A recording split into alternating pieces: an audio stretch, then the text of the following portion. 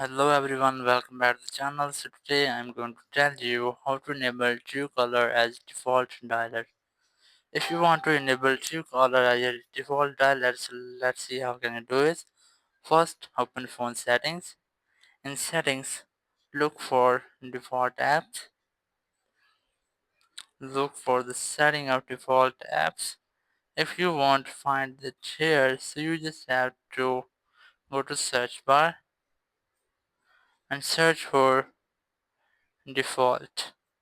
Just search for it and this interface will be shown. Just select it, and here you just have to select default apps, and here you have the phone app. Just tap on it, and here you have the True phone app. You just have to select Truecaller, and that's how you can easily enable Truecaller as default dialer.